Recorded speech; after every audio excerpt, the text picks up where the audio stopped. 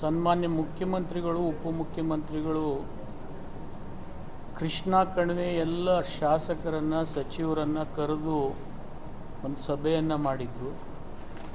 ಆ ಸಭೆಯಲ್ಲಿ ಅನೇಕ ಕಾನೂನು ತಜ್ಞರು ಕೂಡ ಇದ್ದರು, ನೀರಾವರಿ ಸಲಹೆಗಾರರು ಇದ್ದರು, ಶಾಸಕರು, ಸಚಿವರು ಇದ್ವಿ.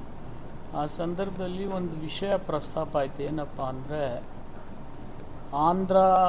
ಅವಿಭಾಜ್ಯ ಆಂಧ್ರ ಸರ್ಕಾರಗಳು ಮತ್ತು ಮಹಾರಾಷ್ಟ್ರದವರು ಈ ವ್ಯಾಜ್ಯವನ್ನು ಮುಗಿಸಿ ಗೆಜೆಟ್ ನೋಟಿಫಿಕೇಷನ್ ಮಾಡಬೇಕಂತಕ್ಕಂಥ ಪ್ರಯತ್ನದಲ್ಲಿ ಬಹಳಷ್ಟು ಅಸಹಕಾರ ತೋರಿಸ್ತಾ ಇರೋದರಿಂದ ನಾವು ಕರ್ನಾಟಕ ಸರ್ಕಾರದವರು ಆಲ್ಮಟ್ಟಿ ಅಣೆಕಟ್ಟಿನ ಗೇಟನ್ನು ಎತ್ತರ ಮಾಡಲಿಕ್ಕೆ ಯಾವುದೇ ತಕರಾರು ತಂಟೆ ಇಲ್ಲ ಅಂತಕ್ಕಂಥ ಸಲಹೆಯನ್ನು ಮೋಹನ್ ಕಾತರ್ಕಿ ಅವರು ಕಾನೂನು ಸಲಹೆಗಾರರು ಡೇ ಒನ್ನಿಂದ ನಾರಿಮನ್ನವ್ರು ಇದ್ದಾಗಿನಿಂದನೂ ಕೂಡ ನಮ್ಮ ರಾಜ್ಯಕ್ಕೆ ಸಲಹೆ ಕೊಡ್ತಾ ಇದ್ದಾರೆ. ಅವರೇ ಸೂಚನೆ ಕೊಟ್ಟರೆ ಏನಪ್ಪ ಅಂದರೆ, ಆಲ್ಮಟ್ಟಿ ಅಣೆಕಟ್ಟನ್ನು 524ಗೆ ಎತ್ತರ ಮಾಡೋಕ್ಕಿಂತಲೂ ಮೊದಲು ನಾವು 521, 522 ಮಾಡಿದರೆ ನಮಗೆ ಯಾವುದೇ ಸಮಸ್ಯೆ ಇಲ್ಲ ಅಂತಕ್ಕಂಥ ಸಲಹೆ ಕೊಟ್ಟರು.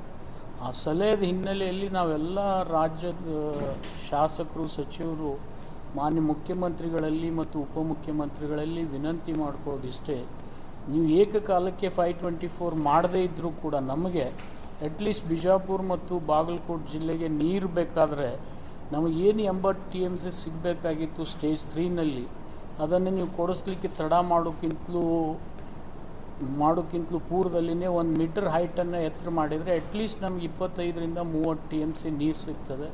ಅದನ್ನು ನೀವು ಮಾಡಿಕೊಡ್ಬೇಕಂತಕ್ಕಂಥ ಒತ್ತಾಸೆಯನ್ನು ನಾವು ಇವತ್ತು ಮುಖ್ಯಮಂತ್ರಿಗಳಿಗೆ ಮತ್ತು ಉಪಮುಖ್ಯಮಂತ್ರಿಗಳಿಗೆ ಮಾಡಲಿಕ್ಕೆ ಪ್ರಯತ್ನ ಮಾಡ್ತಾಯಿದ್ದೀವಿ, ಎಲ್ಲ ಜಿಲ್ಲೆಯ ಶಾಸಕರು, ಸಚಿವರು ಸೇರಿ.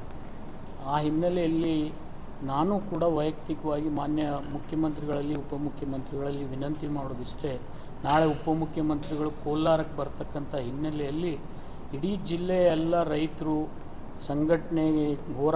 ಸಂಘಟಕರು ಇದರಲ್ಲಿ ಭಾಗಿಯಾಗಿ ಮಾನ್ಯ ಉಪಮುಖ್ಯಮಂತ್ರಿಗಳಿಗೆ ಅಟ್ಲೀಸ್ಟ್ 1 ಮೀಟರ್ ಆದರೂ ನಮಗೆ ಆಲ್ಮಟ್ಟಿ ಅಣೆಕಟ್ಟನ್ನು ಹೈಟನ್ನು ಗೇಟ್ಗಳನ್ನು ಹಾಕಿ ನಮಗೆ ನೀರು ನಿಲ್ಲಿಸಿದರೆ ಬರ್ತಕ್ಕಂಥ ದಿನಮಾನಗಳಲ್ಲಿ ನಮ್ಮ ಬಾಗಲಕೋಟೆ, ಬಿಜಾಪುರ ಜಿಲ್ಲೆಗೆ ತಾವು ಒಳ್ಳೆ ಸಹಾಯ ಮಾಡ್ದಂಗೆ ಆಗ್ತದೆ ಅಂತಕ್ಕಂಥ ಮನವಿ ಸಲ್ಲಿಸ್ತಕ್ಕಂಥ ಹಿನ್ನೆಲೆಯಲ್ಲಿ ಎಲ್ಲ ಜಿಲ್ಲೆಯ ಹಿತೈಷಿಗಳು ಇದರಲ್ಲಿ ಭಾಗಿಯಾಗಬೇಕಂಥೇಳಿ ನಿಮ್ಮ ಮೂಲಕ ನಾನು ಅವರಲ್ಲಿ ಕಳಕಳಿಯಿಂದ ವಿನಂತಿಯನ್ನು ಮಾಡ್ತಾಯಿದ್ದೀನಿ. Thank you.